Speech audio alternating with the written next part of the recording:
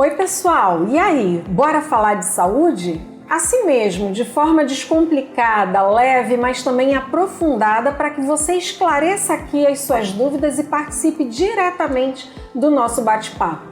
Este é o primeiro episódio do nosso podcast Bora Falar de Saúde, que é uma iniciativa da Sensa Manaus.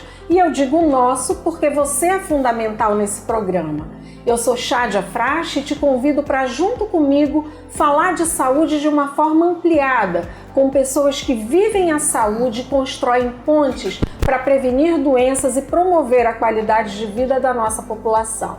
Bora? Pode ficar à vontade, esse espaço é seu.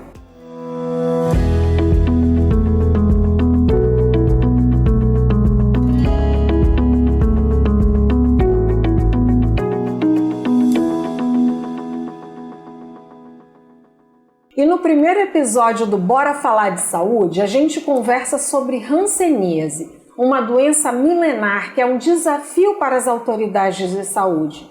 A hanseníase é uma doença infecciosa, transmissível e de caráter crônico que ainda persiste como problema de saúde pública no Brasil. O mal de Hansen é causado pelo bacilo Mycobacterium leprae e afeta principalmente os nervos periféricos, os olhos e a pele. E para falar sobre esse assunto, estão aqui comigo a dermatologista doutora Rosa Correia e a chefa do Núcleo de Controle de Hanseníase, a enfermeira Ingrid Santos. Sejam muito bem-vindas, minhas amigas, para a gente conversar aqui um pouquinho sobre hanseníase. É um prazer tê-las aqui conosco. O prazer é todo nosso. Nós nos sentimos honradas, né, Ingrid? Com certeza. De participar desse primeiro podcast. É muito bom falar. Muito obrigada. Então, para iniciar o nosso bate-papo, gente, eu queria que vocês falassem um pouco sobre o cenário da hanseníase. Por que quando a gente fala que essa doença é um desafio para a saúde pública, nós queremos dizer que ela está presente de maneira muito forte em nível mundial, nacional e local?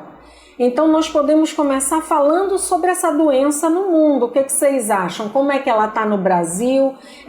Até que ponto a gente pode analisar essa doença no cenário local?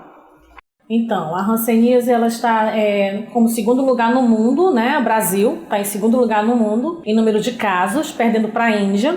No Brasil, nós estamos atualmente, até os dados de janeiro, né, do Ministério da Saúde, nós estamos no Amazonas em 20º lugar. E Manaus está em primeiro em número de casos.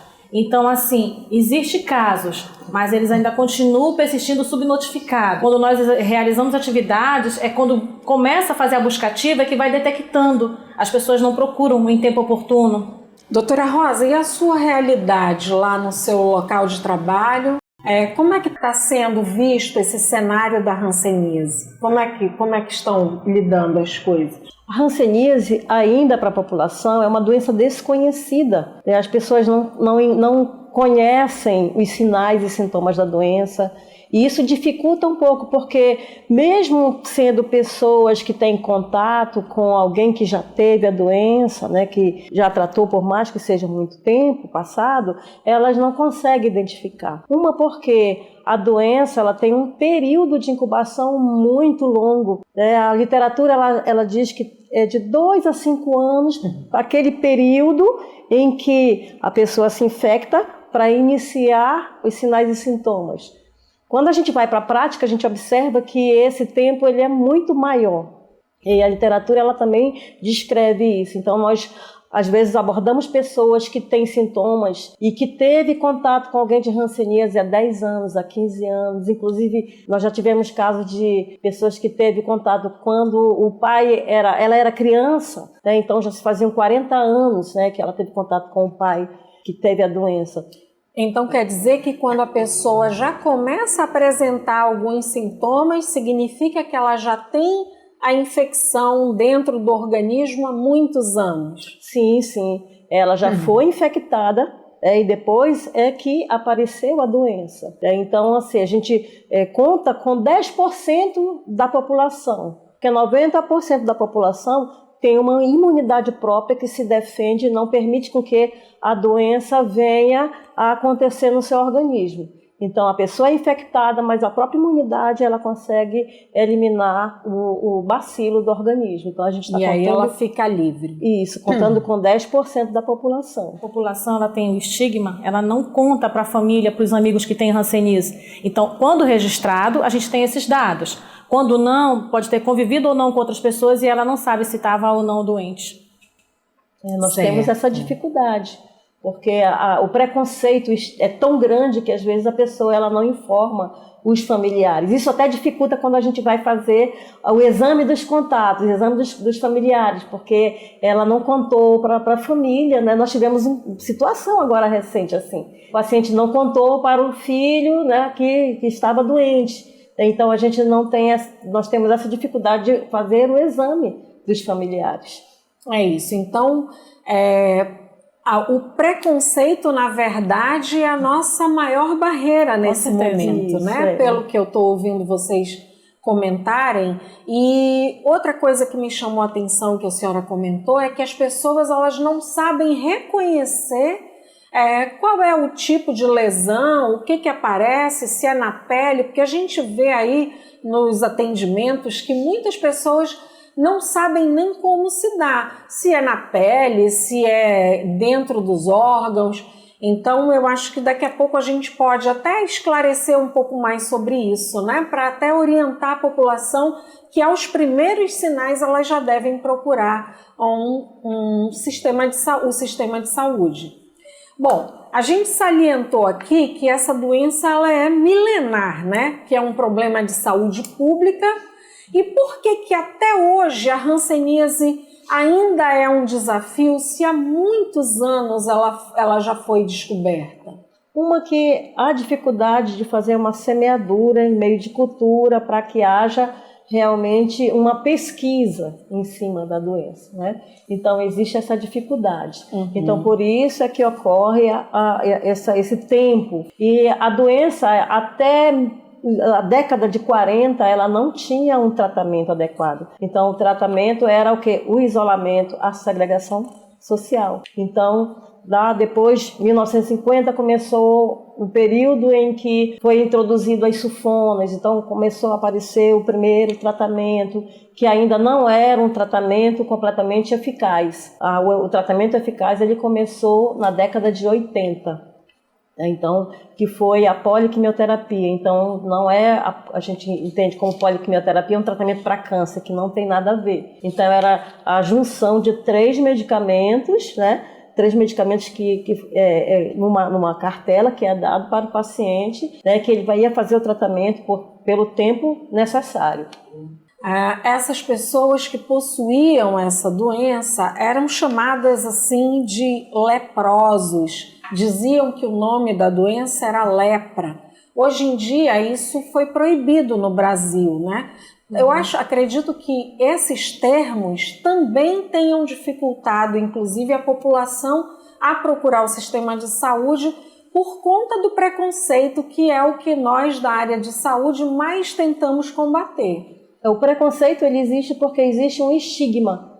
Então, quando a gente lembra lepra, né, leproso, a gente vai lembrar dos estigmas. Então, como antigamente não existia um tratamento adequado, então a doença ela fazia absorção da ponta dos dedos, né? Então a pessoa ficava sem os dedos. A alteração de sensibilidade ele faz ferimentos, faz necrose. Então a pessoa começava a ter as deformidades nas mãos, nos pés, nos olhos, inclusive cegueira, e também no nariz. Então havia um afundamento do nariz. Há também uma semelhança com a face de leão, que é a face leonina. Então, essa fase, que é uma fase crítica, uma fase mais avançada, né? Que nós ainda vemos essa doença ainda nessa fase avançada. Então, essa doença, quando a gente fala em hanseníase, a gente lembra desse estigma. Então, por conta disso, em 95, na década de 95, né, foi instituída uma lei, a Lei 9010, que proíbe a gente falar o termo lepra, né, o leproso, né, então seus derivados. Então, nós não podemos citar isso e fazer nenhuma citação desses termos por causa desse estigma. Então, o preconceito ele vem por causa dessas alterações. Então, hoje em dia a gente vê, fazem passeatas para um monte de doenças, mas não para hanseníase. Hanseníase então, está fora. Então, a pessoa, quando ela faz um diagnóstico de hanseníase, muitas vezes ela entra em depressão, né? Muitas vezes ela, como a gente falou, ela não quer falar para a família. Então, isso é algo que ela absorve. Por quê? Porque ela ainda tem essa visão de que essa doença, sendo que o tratamento, quando ele é no quadro inicial, a pessoa não vai desenvolver um quadro desse jeito. Então, quando ela inicia o tratamento, ela vai ficar completamente curada. Então, ela não vai ficar com nenhuma sequela. Certo, muito interessante saber disso, né? E, infelizmente, a gente não consegue pegar em tempo oportuno. O paciente ainda no primeiro e no início do sintoma, ele já vai ser encontrado no serviço quando ele vai buscar já está bem avançado. Aí, infelizmente, assim, o percentual ainda de pessoas sequeladas ainda é alto aqui em Manaus. Mas é interessante aqui, com todos os treinamentos, a qualificação que a gente está fazendo na nossa rede pública, né? A gente está conseguindo ter um êxito, né? Está conseguindo melhorar muito. Os profissionais de saúde estão conseguindo ficar mais aguçados para detecção, para busca, e isso tem melhorado muito, né? Então a população está ganhando com isso, porque são estratégias que o Ministério orienta, o município adota, e a população ela está aderindo também a ouvir, a ser curioso, a buscar o serviço. Através dos veículos de comunicação, a gente tem reforçado isso para a população. E é interessante que uma curiosidade, né, que a Ingrid estava falando, é que ano passado nós fizemos um treinamento com os nossos fisioterapeutas da rede, e uma fisioterapeuta, ela resolveu, na semana seguinte, ela ia implementar o exame de pele, né, e no primeiro paciente do exame, ela fez o diagnóstico. Olha só. Foi muito interessante isso. Isso significa que toda equipe multidisciplinar ela está apta para fazer o diagnóstico, porque você não precisa, na verdade, suspeitar, né? O diagnóstico ele vai ser feito pelo médico, né? Mas a equipe toda que esteja envolvida no processo de trabalho da unidade de saúde, ela pode ficar atenta para sinais e sintomas, aprender a parar para ouvir, né? E, em cima do que ela ouve, encaminhar, não deixar o paciente curioso e sem solução. E é isso que tem feito a diferença no município. Toda a rede está trabalhando em cima disso. Certo. Então, até agora vocês viram aqui que a hanseníase ela é causada por uma bactéria, né? Mas muito antigamente, por falta de conhecimento específico, essa doença era comparada com outras doenças, né, inclusive ligadas ao espírito da pessoa, e só em 1873 é que foi descoberta a bactéria, e aí pôde-se avançar aí no tratamento, nos segmentos dos pacientes. Muito interessante.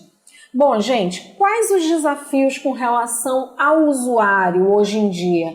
Desde a década de 50 não existe mais a norma de isolar, como a doutora falou. O doente de hanseníase em hospitais, colônias, para o seu tratamento, e a terapêutica realizada ela é realizável em nível ambulatorial. Não precisa mais, antigamente chamavam de leprosários, né? O local onde os hansenianos ficavam isolados. Mas hoje esse tratamento é ambulatorial, né? Pode ser ambulatorial, mas o preconceito, como a gente falou antes, é um fator de dificuldade. Com certeza. As unidades de saúde todas fazem os atendimentos normais, né? Em qualquer local do Brasil, as unidades de saúde são porta de entrada para fazer esse atendimento. Então, uma vez que o paciente procura o serviço, lá uma vez confirmado, ele vai iniciar o tratamento, a medicação é gratuita, vai estar disponível durante todo o período de tratamento dele. Além dele, toda a família dele vai ser acompanhada. Então, anualmente, eles precisam realizar o exame de pele para que, de repente, se houver algum desencadeamento, né, for desenvolvendo a doença, a gente consiga detectar em tempo oportuno aquela família. Agora, muitas vezes é necessário criar estratégias para chegar até a família, porque como o paciente às vezes diz que não quer que a família seja comunicada, ele tem que criar estratégia, a secretaria, por isso que é um desafio para a gestão, um desafio para as políticas públicas, criar formas para que o paciente seja atendido e a gente consiga chegar até a família sem causar constrangimento e estigma local. Porque já houve casos que quando o esposo soube que a mulher estava com hanseníase, abandonou. Então não precisa abandonar. A população, uma vez que eu detectei, todas as pessoas que convivem comigo para trás vão precisar só ser monitoradas. A preocupação é daqui para frente. Se ele tomar a medicação, acabou, quebrou a cadeia de transmissão. Ele vai ser tratado e a família continua no ambiente ali normal, convivendo. O que não pode é fazer o isolamento. Isso não há mais necessidade disso. A ciência avançou, as medicações avançaram e a gente pode conviver com as pessoas normalmente. Não se pega por um beijo, um abraço, um aperto de mão. Se pega pelo quê? Pelas vias respiratórias, convivendo intimamente ali no ambiente, geralmente se dorme no mesmo ambiente muitas vezes, né? Então, respirando o mesmo ar durante anos ali, né? Como a doutora falou, tem um tempo longo para a pessoa manifestar a doença. Então, dorme no mesmo ambiente, são espaços pequenos, ou então no escritório, no trabalho mesmo, né? A pessoa ali, se ela não sabe que tem hanseníase, e ela está proliferando bacilo no ambiente, ela pode contaminar outras pessoas. Mas uma vez que ela saiba que está com a doença e inicia tratamento, ela está no trabalho normal, ela está na casa dela normal, sem problema nenhum. Então, gente, muita gente em casa deve estar se perguntando, mas como que é o tratamento dessa doença?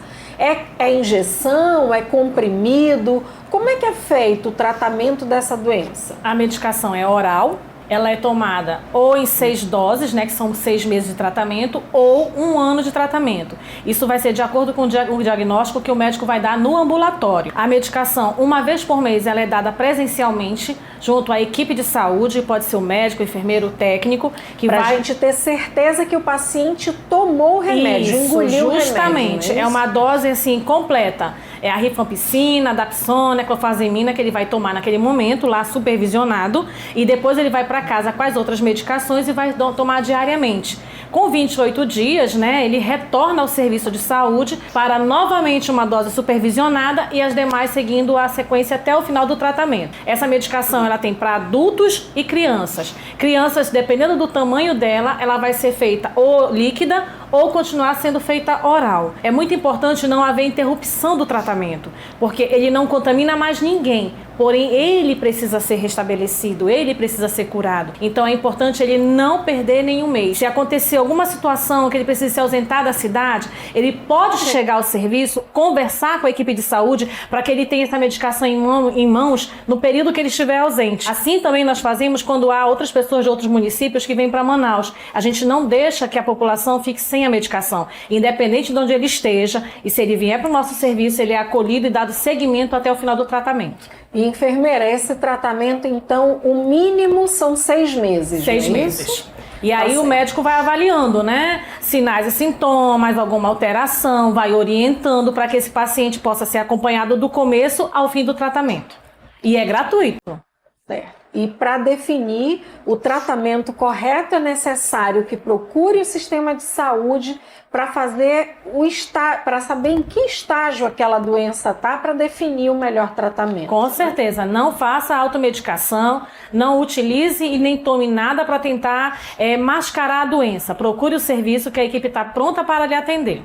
Bom, o interessante é deixar aqui também que toda a equipe de saúde, das unidades básicas, da fundação que cuida disso também, é que todos os profissionais de saúde estejam atentos a isso e façam um bom acolhimento, uma escuta qualificada, um acolhimento com respeito, com carinho, né? Porque esse paciente vai precisar desse nosso cuidado e a nossa maior intenção é que ele fique curado, né? Bom, gente, agora a gente faz aqui uma pequena pausa para a entrada do nosso quadro Espia Só, que sempre vai trazer uma curiosidade, uma informação nova ou pouco conhecida sobre o tema que a gente está discutindo aqui no Bora Falar de Saúde.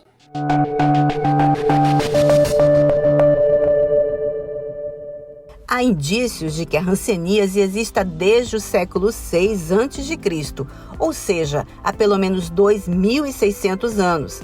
É provável que tenha surgido no Oriente e se espalhado pelo mundo por meio de tribos nômades ou navegadores. Até o final do século XVIII, não se sabia qual era o agente causador da hanseníase. Até então, a doença era considerada hereditária, fruto do pecado ou castigo divino.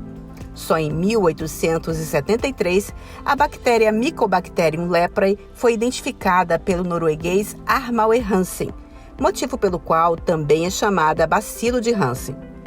Quando identificados, os doentes de hanseníase eram isolados da sociedade em leprosários. Apenas em 1962, a internação compulsória deixou de ser regra no Brasil. Para reduzir o estigma, em 1995, o Brasil proibiu o uso do termo lepra e seus derivados, como leproso e leprosário, em documentos oficiais.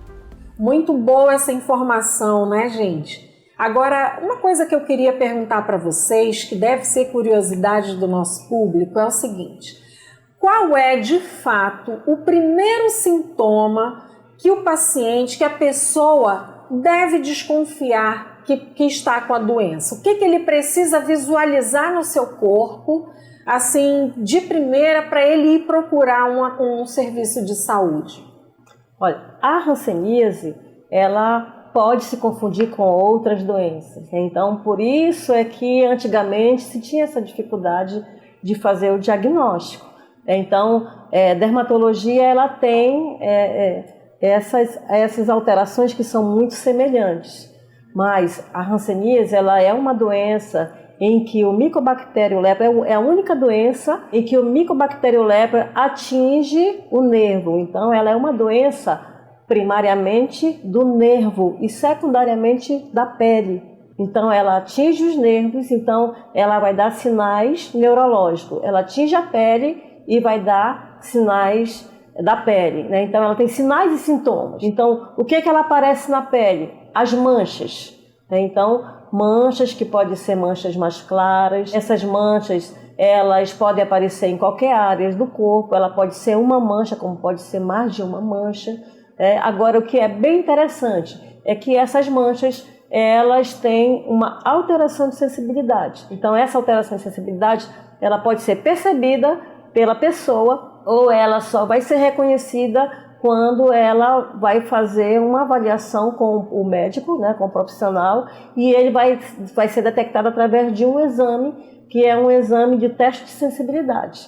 E as alterações neurológicas que a pessoa pode apresentar, ela pode ter dormências, tanto nas mãos como nos pés. Ela pode ter formigamento, ela pode ter cãibras, ela pode ter sensação de que está pisando no gelo, né? Ou sensação de queimação, como se ela tivesse em alguma área do corpo, como se tivesse caído alguma coisa quente. Então, ela tem várias alterações neurológicas que ela pode sentir. Então, de fato, né, doutora, isso pode confundir com vários outros agravos à saúde, tanto alterações, né, da dermatologia como da neurologia também.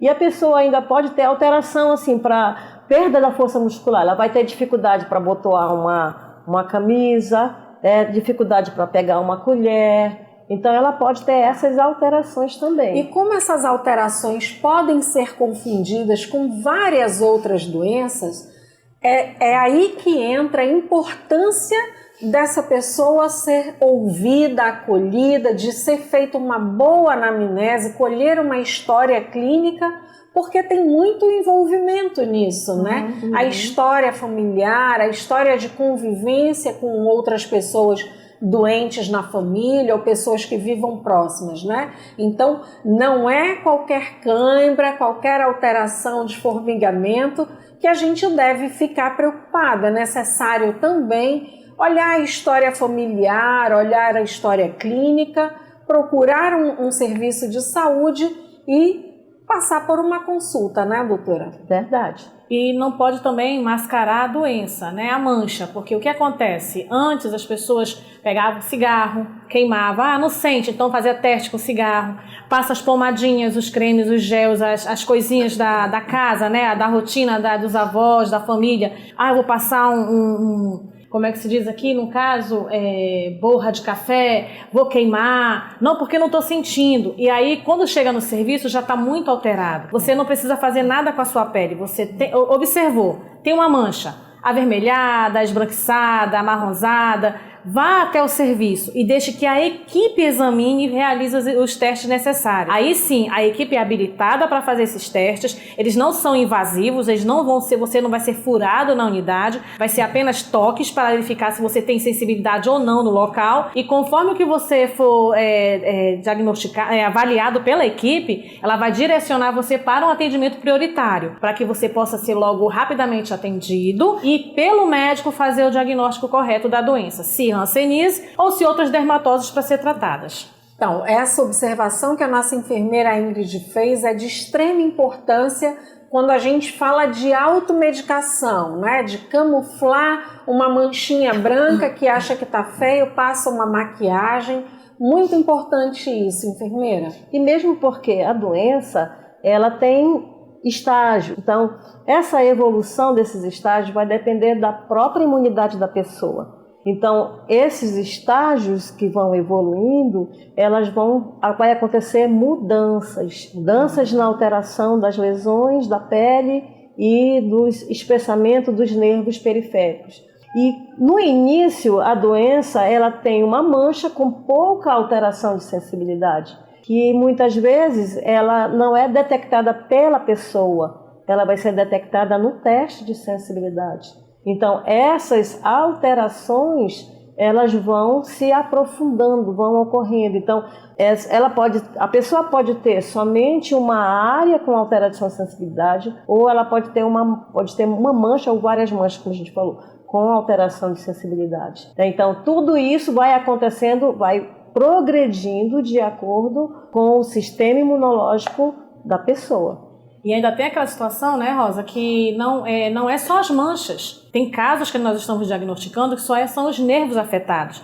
Por isso é importante uma avaliação da equipe multidisciplinar. A equipe de enfermagem examina, faz a palpação, sente a pessoa que apresenta alguma queixa, encaminha para o clínico, faz a avaliação. Se o clínico precisar de apoio, há um suporte de outros profissionais que podem estar ali, o dermatologista, para fechar o diagnóstico e ver se realmente é uma hanseníase neural. Então, muitas vezes não é só a mancha. Pode acontecer isso, mas como você falou, doutora, é necessário que haja uma investigação dentro do consultório, com o médico, o paciente, a história pregressa, sinais e sintomas, para que possa fechar um diagnóstico confiável, seguro, e possa iniciar um tratamento adequado em cima do diagnóstico que foi apresentado. Isso é interessante, porque o que a Ingrid falou. Por que existe, às vezes, alteração dos nervos e não tem alteração na pele? Então, a hanseníase ela é uma doença em que ela é transmitida de uma pessoa para outra através da respiração, através de gotículas, né, em que saem ao ar. Então, a gente está falando aqui quando a pessoa está tossindo, então espirrando, então essas gotículas elas vão ficar espalhadas no ar, né? Então, essas gotículas contaminadas elas vão ser inaladas por outras pessoas que convivem naquele meio ambiente. Então, esse bacilo, ele vai penetrar pelas narinas e ela vai ganhar a circulação sanguínea. Então, esses bacilos, eles vão se instalar em alguns locais que eles têm predileção. Então, a predileção deles, que a gente falou, é primariamente o nervo. Então, ele pode se instalar nos nervos periféricos e não se instalar na pele. Então, ele vai dar as alterações neurológicas que ela falou, que a gente comentou ainda agora. Perfeito, ficou claro para você? E agora a gente abre aqui um espaço para que você faça suas perguntas no quadro Fala Especialista.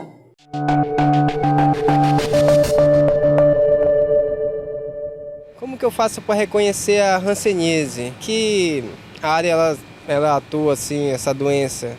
Olha aí, doutora, a gente acabou de comentar, né? Então vamos responder ao nosso amigo aqui de uma forma simples. O que ele tem que se preocupar? Como é que ele tem que reconhecer?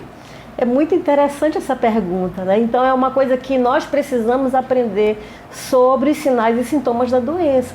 Então a gente precisa realmente enfatizar que ela é uma doença que acomete pele e nervos, né? Então ela é uma doença que ela gosta dos nervos periféricos e ela vai atuar nos nervos com aquelas alterações que a gente falou, né? Dormência, formigamento, cãibra, dor, choque, e na pele ela vai fazer as manchas. Essas manchas elas podem ser em qualquer área do nosso corpo, até mesmo áreas escondidas onde a gente não consegue visualizar, né? Precisa de uma outra pessoa. E essas manchas, elas importante é que elas vão desenvolver alteração de sensibilidade. Tá. E essas manchas podem aparecer em qualquer local do corpo.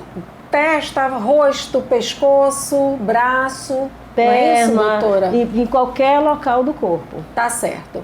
Vamos lá então para a próxima pergunta?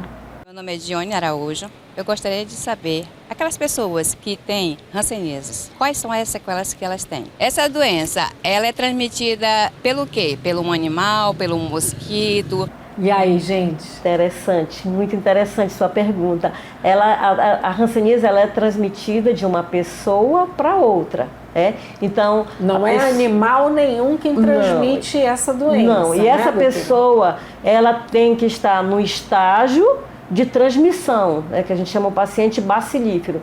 Não é qualquer estágio, né, que vai estar fazendo essa transmissão, jogando os bacilos no meio ambiente, como a gente falou. Então vamos destacar que é transmitido por uma bactéria, tá certo? Isso, transmitida de uma pessoa para outra. Não é de um animal para a pessoa. Então, essa transmissão, né, quando ela acontece, a pessoa vai ser infectada, mas não significa que ela vai desenvolver a doença. Então, isso vai depender da imunidade dela. Então, se ela tiver uma fragilidade, né, na imunidade dela, que isso é uma alteração genética, então, a literatura diz que é somente 10% das pessoas que adoecem. Então, ela vai adoecer e ela vai iniciar com alterações que são as manchinhas na pele. Então, essas alterações, se ela tiver uma imunidade fragilizada, ela vai progredir. E aí sim, sem tratamento, ela vai ter uma sequela.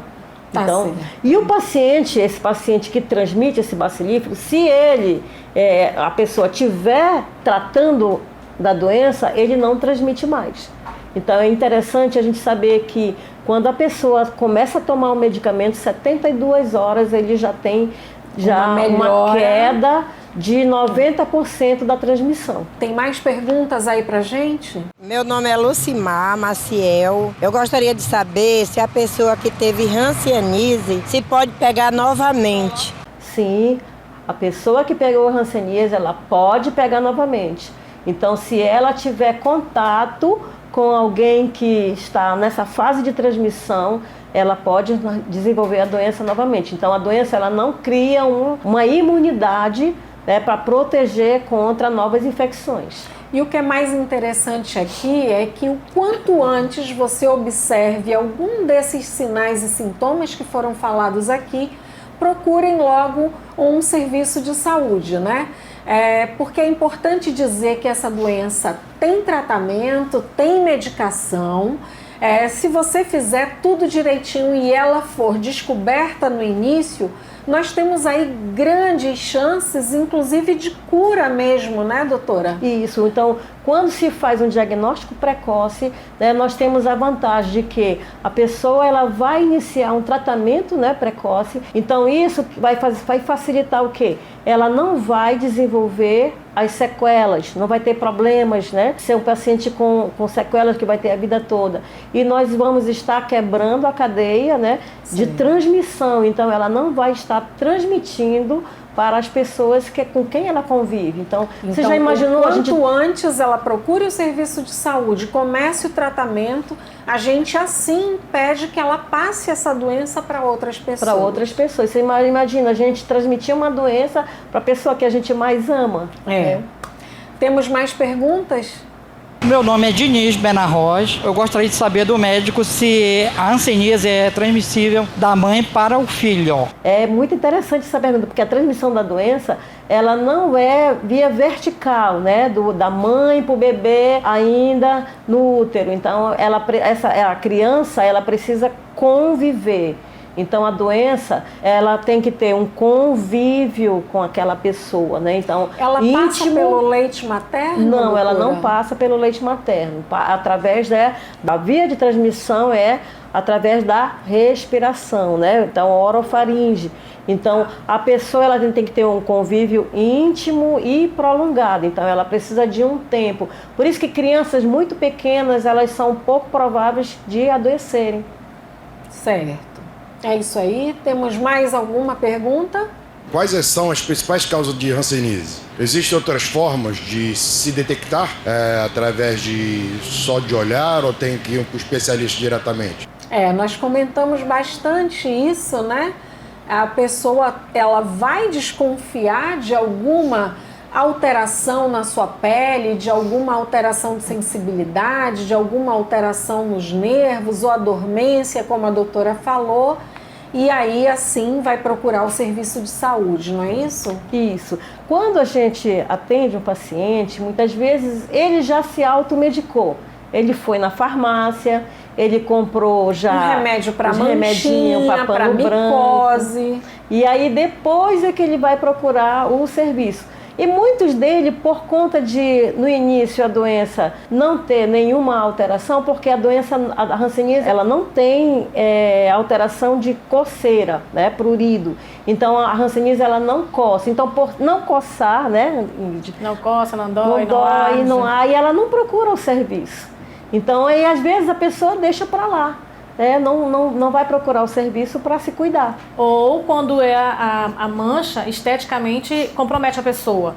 Teve um caso que a doutora fez um atendimento na comunidade, na costa de Manaus, e lá fazendo uma administração entre a equipe, né, passando as orientações técnicas sobre a doença, a equipe começou um a olhar para o outro. Conta aí, Rosa, o resto. Você que estava lá, que é a personagem da história. A paciente procurou o serviço porque, como estava na época ainda da pandemia e o uso de máscara era obrigatório, então ela já estava finalizando esse período, então a preocupação dela é, e agora? Como é que vai ser que eu vou ter que... Vai tirar a máscara e vai aparecer a manchinha que estava no rosto.